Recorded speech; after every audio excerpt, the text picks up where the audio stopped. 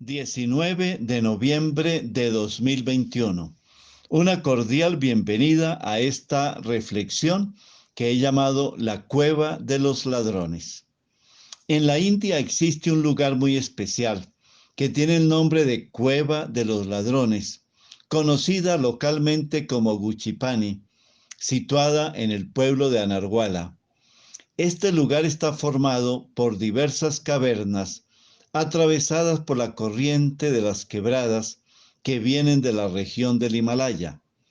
En la época del dominio de los británicos, estas cuevas eran empleadas por los ladrones para esconderse de la policía y guardar los objetos hurtados a los transeúntes o a los residentes de la población más cercana, que estaba a 6 kilómetros.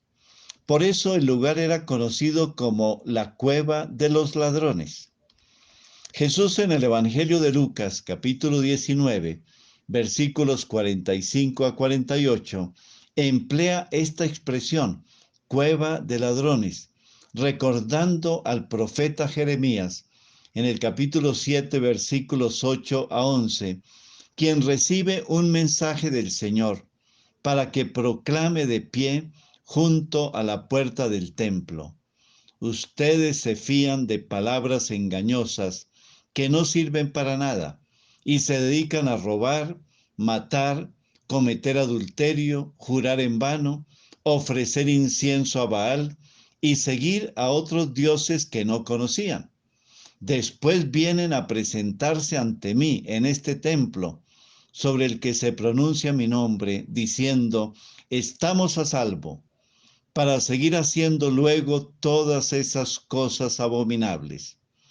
¿Creen ustedes que este templo, sobre el que se invoca mi nombre, es una cueva de ladrones? Ese es el contexto que Jesús tiene en cuenta. El día que entró en el templo, comenzó a echar a los que vendían y les decía, las escrituras afirman, mi casa es casa de oración, y ustedes la convirtieron en una cueva de ladrones. Los ladrones de la India cometían sus delitos en la población vecina y los caminos aledaños, y luego corrían a refugiarse en esas cavernas para ocultar los objetos robados y esconder sus transgresiones. Eso dice el profeta Jeremías. Ustedes cometen multitud de delitos y luego corren a refugiarse en el templo, diciendo, estamos a salvo. Por eso es muy posible que Jesús no critique solamente a los mercaderes que comercian en el atrio del templo, sino también a todos los que llegan con sus ofrendas ante el altar. Pero en la vida práctica, en la familia, en el trabajo y en la sociedad, llevan una vida de injusticia, robo y desamor. De allí que en alguna ocasión Jesús decía a los discípulos que le seguían, si un día vas a presentar tu ofrenda ante el altar y te acuerdas que estás enemistado con tu hermano, deja allí tu ofrenda, ve a reconciliarte con tu hermano y luego sí vuelve a presentar tu ofrenda.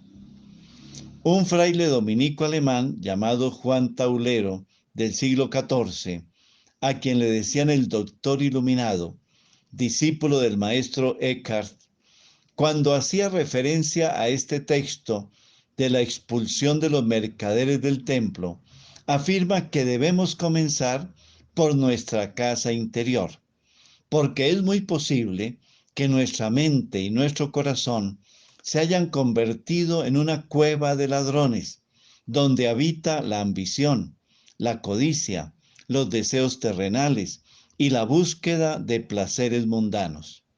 En un sermón el beato Taulero decía, nuestro Señor mismo nos enseña lo que debemos hacer para que nuestro interior se convierta en una casa de oración, porque el ser humano es verdaderamente un templo consagrado a Dios. Primero debemos echar de él a todos los vendedores, es decir, las imágenes y representaciones de los bienes creados y todo lo que significa satisfacción en las criaturas, y gozos de la voluntad propia. Luego hay que limpiar y purificar el templo con lágrimas. No todos los templos son santos por el mero hecho de ser casas habitables. Es Dios quien los santifica. Aquí se trata del templo amado por Dios, donde Dios se manifiesta de verdad si está purificado. ¿Cómo podría Dios morar en el alma si no ha puesto su pensamiento, por breve que sea, en Dios? No será porque está abarrotada de otras cosas.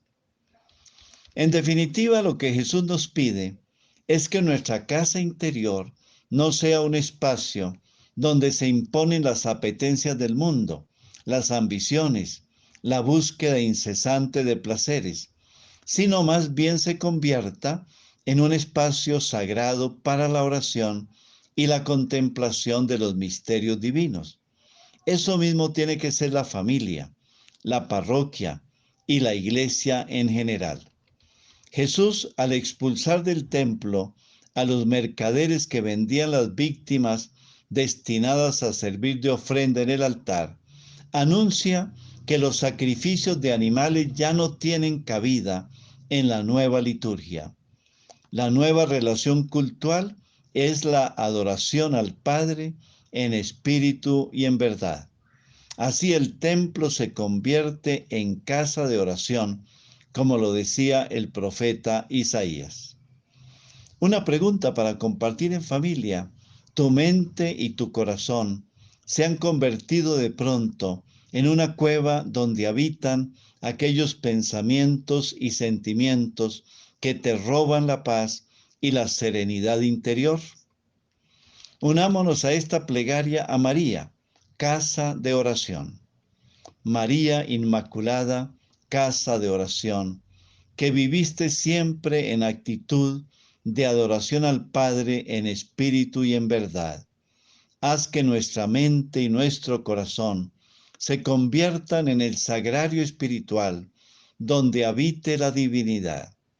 Concédenos, María, que nuestra vida interior no sea una casa de bandidos, donde los ladrones de la ambición, del odio y la violencia nos arrebaten la serenidad que contemplamos en tu rostro y la paz que habita en tu corazón.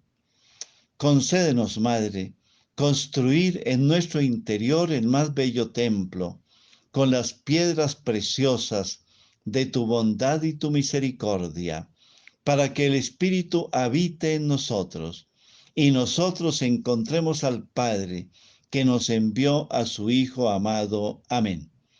Bendiciones del Señor para cada uno de ustedes y sus familias.